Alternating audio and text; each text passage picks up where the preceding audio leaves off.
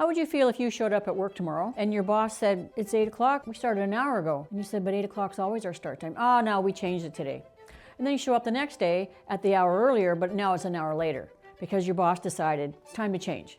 Wouldn't that make you crazy? That lack of predictability, not knowing what's coming next, not knowing what to expect, not knowing what's expected of you. That is a recipe for chaos. And so it is with dogs. I frequently get asked what I mean when I talk about the fulfillment formula. In this video, you'll learn how I discovered that fulfillment formula, why I needed to do that, and how it worked out in the end. Let's take a look. I recently was asked which one dog in my training career shaped my philosophy for fulfillment with dogs of work, rest, play. And I had to think about that for a bit because, you know, the real answer is all of them. But the truth is, it started way before that, and I didn't even know it. In fact, I just didn't know it. I was raised with dogs as a kid. My dad had hounds. Now, I was never allowed to walk those dogs because it was dangerous. They weren't trained. They lived their entire lives on 6-foot chains attached to a doghouse in our backyard. And the doghouse was well built and it was warm and they were safe and all that sort of stuff. But I used to feel, you know, most of the time, I just felt so bad for those dogs. I would go out and I would sit beside their house and just sit and talk to them. Yes, I did get bit once, but that's because I reached inside his domain and he went like back off. No big deal. I was like, oh. And actually when it happened, I went, oh, I'm sorry. Because I knew exactly what I'd done. And I was probably 8, 9 years old. Anyway, I digress. The point was, I used to go out with my dad hunting with his hounds, one at a time we had, and it was fascinating to me to watch the pattern that this dog worked at. But that was all it had. Those poor dogs, I think there was 2 or 3 of them in my lifetime, but they lived on this chain in the backyard for 9 months of the year, and for 3 out of the 12 months of the year, summertime, they would be there Monday to Friday, and then on the weekend they would go to the cottage with us. In the trunk is how they would ride. Don't even go there, but anyway. And then they would get out, and they were never on a chain out there. We just let them go. And of course, in those days, there weren't many cottages around us. You wouldn't do that now because all the city people live in the country and think that it's still the city. But they would go all weekend long and they would hunt and have a good time. And they would come back. We'd let them out in the morning. Away they go hunting.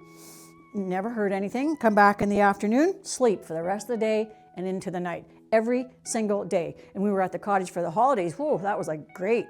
They never took off, never wandered, always came home at dinner time.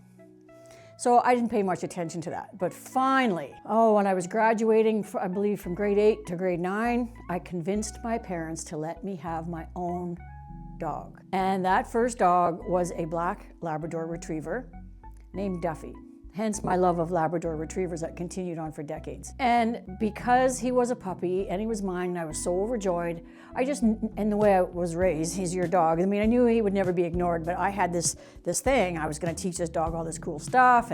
But the main thing that I had to teach him, that he taught me, was he needed to be fed, he needed to be aired, he needed to be walked, and he needed some rest time, and we needed to hang out so we could be friends. And that's how it worked. I developed a routine without even thinking about it that changed everything because I knew that he had to have his needs met because trust me, if he didn't, I came home from a play or something late one night and my mother had a black eye because the dog hadn't had his after school walk and she was playing with him in the living room and he jumped straight up and punched her in the face with his nose and she sort of joked about it, but it was nasty looking. But that was another wake-up call. The dog had needs. Anyway, so over the years, I learned that I had to do something with the dog before I went to school that gave him enough to think about, and believe me, I wasn't thinking about that at the time. And that usually just involved get up in the morning, take him out in the backyard. We had a decent yard for a city. Walk him to the corner and back, and then play ball with him in the yard, feed him, and go to school. He had a really nice dog run with a house on it, and he laid up on top like Snoopy. I used to think that was so cool. And then I would come home from school, and the first thing I did when I came home from school was change my school clothes into my hangout clothes, took the dog for a walk, let him out, clean up the kennel. But if there usually wasn't anything there, but clean up the kennel, teach him door manners to get out of the kennel. He couldn't just slam into it because the door opened in, so he had to back away, and away we went. Started the routine, go for a walk, come home, wait, get dinner, I do some homework, go for a quick walk again, so he goes to the bathroom, then we all hang out in the house. together and watch TV. If I had to go out, he'd stay home with my parents. If we all went out, he just stayed home. And he knew, because his needs had been met. One of the things that I worked on without even realizing it was walking him, teaching him to walk at heel beside me, without even thinking about it. He would go off and I just wait, because as a kid, I didn't have any patience for that, and I certainly wasn't going to pull him around because I wasn't strong enough. But I did teach him to sit at every curb. That was the one thing that we had to do, sit at every curb. And over the years, every time we walked, every time, he had to sit at the curb, and we had a very busy street that went crosswise, and he had to wait for my permission to go across the street. And across the street was the park. Freedom at last. Did he dash up the street and run across the road? No. Because every day, for his entire life, we would walk up the street. Now, initially I was on leash, then I let him drag the leash. As we got close to the corner, I'd pick it up, and then eventually I could just step on it, and he had to wait for me to catch up. I would stand, we would sit there, I would look both ways, I would look down at him, and I would go, let's go, and away we would go across the street. He'd still walk beside me. We'd get inside the park gate, because it was gated. I would make sure there was no horses going around the track, because it was a horse race track. Sometimes there were, and if there was, we'd run real fast and get into the infield. Then I'd let him go. Did he chase the horses? He paced the horses, because they were pacer horses on sulkies, and he would pace along the infield beside them. I'm sure the drivers were a little unnerved for it, but he never ran on the track. It was his freedom. And sometimes I had a friend with me, and we'd play the ping pong game back and forth, and then coming back, that would take 15, 20 minutes back out of the park. Same routine, sit at the curb, walk across, and then just walk down the street. And by then he was just like, do walk beside me, because we go in the house and he gets a cookie every day. If he didn't get he didn't get that in the morning, he got a fraction of that in the morning. But he knew that every day he was going to get that. On weekends, he either got to go to the cottage, or he got that a little bit longer, and maybe we went on other adventures. But every day, it was predictable to him. He knew he could count on that. And it wasn't that, oh my gosh, it's 4:15 and she's not here. It was, he knew it was coming at some point. So that predictability was super important. That's what shaped his behavior. That was a picture in his brain. Dogs think in pictures. That was a picture in his brain. When we went up the street, there was no advantage for him to take off. We passed squirrels, cats, people.